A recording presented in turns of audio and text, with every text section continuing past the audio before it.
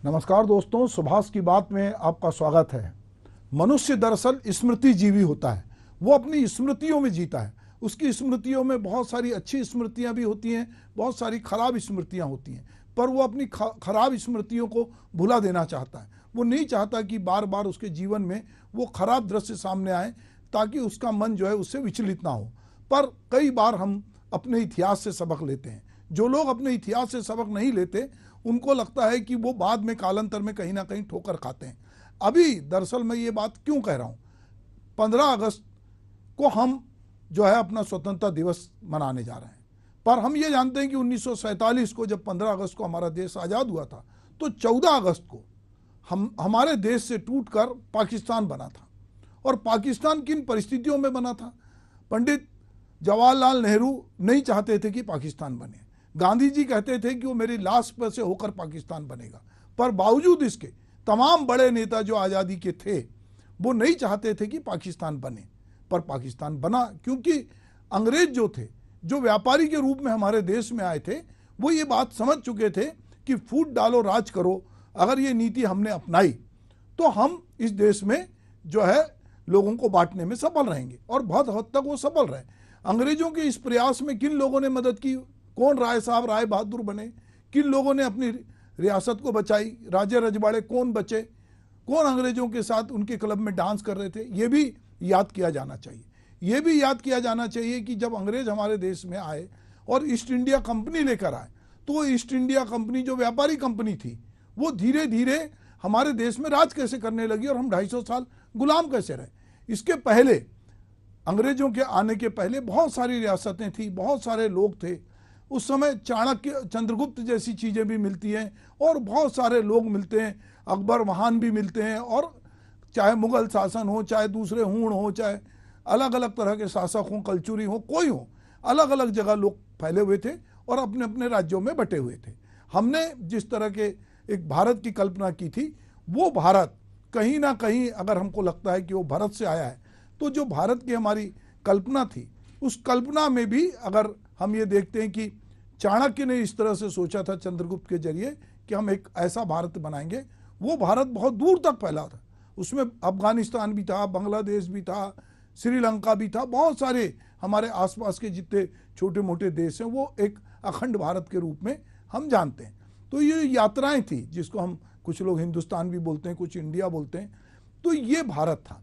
अब ये भारत जब विभाजित हुआ और भाजपा जो है, प्रधानमंत्री नरेंद्र मोदी ने ये घोषणा की थी कि हम विभाजन विभीषिका का स्मृति दिवस मनाएंगे, और 14 तारीख को भाजपा जो है 14 अगस्त को इसको मना रही है।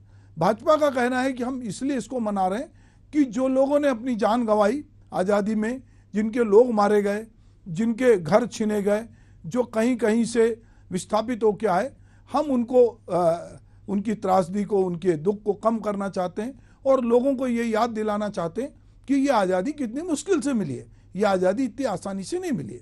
कांग्रेस का कहना है कि ये दरअसल भाजपा जो है ये सहानुभूति बटोरना चाहती है, ये उस दुख को, उस पीड़ा को, जो कि अंततः हिंदू मुस्लिम की पीड़ा के रूप में आती है। अगर हम आज़ादी के समय के जो त्रासदी थी भारत पाक विभाजन की बात करें, तो हम बहुत सारी किताबें पढ़ सकते हैं जिसमें बहुत सारे नावल लिखे गए।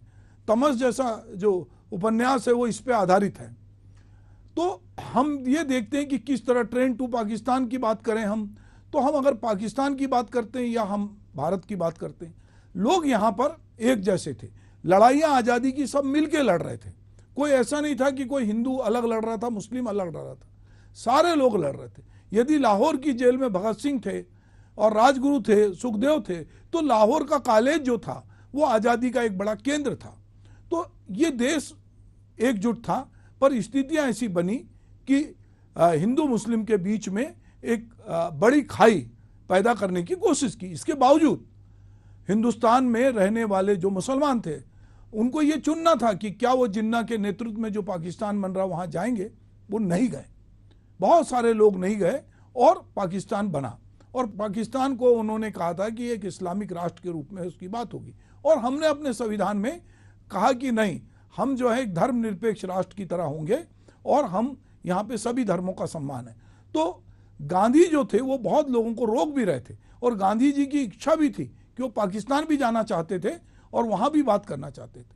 कई बार हम देखते हैं कि कई देश जो बाद में अलग अलग टुकड़ों में विभाजित हुए, उनके भी मन में होता है कि हम एकजुट हो जाएं, कि वो हम कैसे अपना एका करें। जब हम वसुधैव कुटुंबकम की बात करते हैं और हम कहते हैं कि नए अगर टेक्निक के जरिए यदि हम बात करते हैं कि ये ग्लोबल विलेज है, आज पूरे दुनिया में कहीं भी कुछ होता है, अगर यूक्रेन और रूस लड़ रहे हैं तो इसका असर भी दुनिया में कहीं पड़ता है। यदि अफगानिस्तान में कुछ होता है तो उसका असर हमको पड़ता है, पाकिस्तान में कुछ होता है तो उसका भी। बांग्लादेश की हाल ही घटना है, बांग्लादेश हम बड़े फख्र से कह सकते हैं कि जब दो देश विभीषिका मना रहे हैं तो बांग्लादेश ने 1971 में बांग्लादेश को आज़ादी मिली, और वो आज़ादी दिलाने में हमारे देश का बड़ा रोल हुआ, क्योंकि वहाँ हमने कहा कि बांग्लादेशियों को हमको पाकिस्तान में उस तरह से स्वतंत्रता नहीं थी। अब हम आज ये स्मृति दिवस मना रहे हैं 14 तारीख को, कि हम युद्ध की जो विभाजन की विभीषिका थी उसको याद करना चाहते हैं। तो ये याद अच्छी बात है कि हम बहुत सारी चीज़ें याद करें, हम अपने गौरवशाली इतिहास को भी याद करें और उन गलतियों को भी याद करें जिसकी वजह से हम इतने साल गुलाम रहे।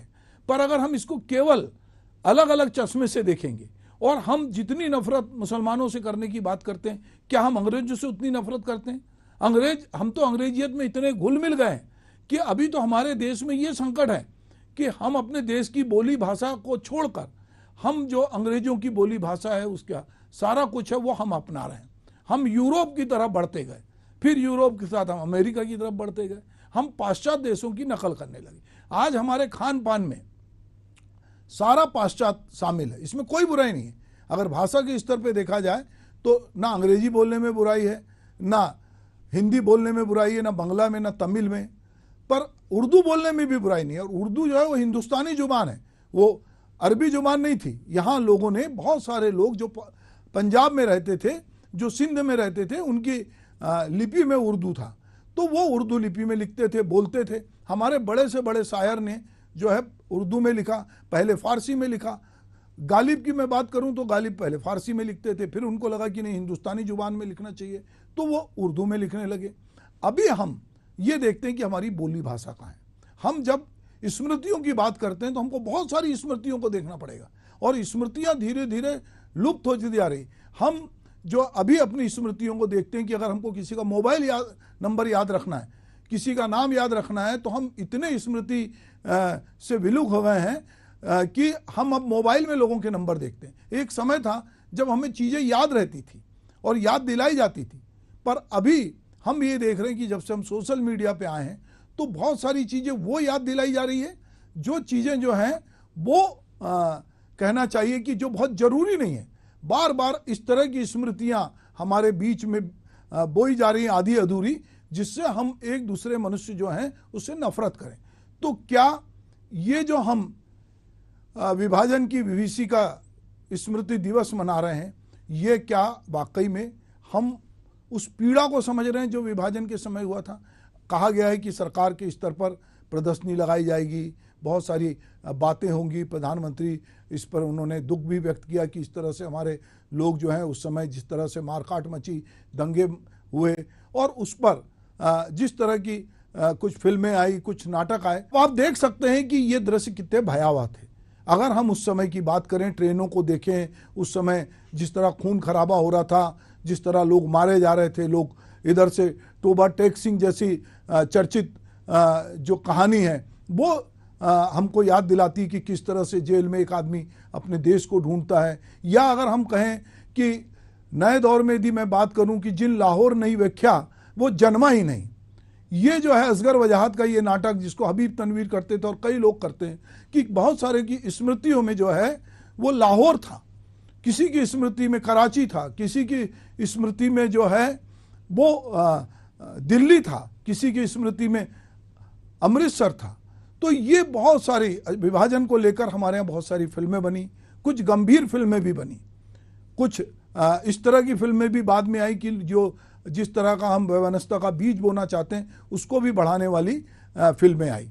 और जिन फिल्मों की मैं बात कर रहा हूँ उसके अलावा कुछ नाटक भी लिखे गए, उपन्यास भी लिखे गए, और विभाजन पे लगातार लोग बात कर रहे हैं। ये अच्छी बात है, कि हम अपने इतिहास से कुछ सीखना चाहते हैं, हम उस समय की त्रासदी को देखना चाहते हैं, पर क्या हम अपने समय में जो कुछ भी हो रहा है उसके प्रति संवेदनशील हैं?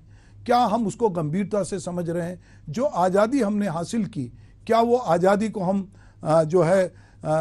उन स्वतंत्रता संग्राम सेनानियों को, उन बलिदानियों को ये भी याद कर पा रहे हैं कि उन्होंने किस तरह की तकलीफ झेली?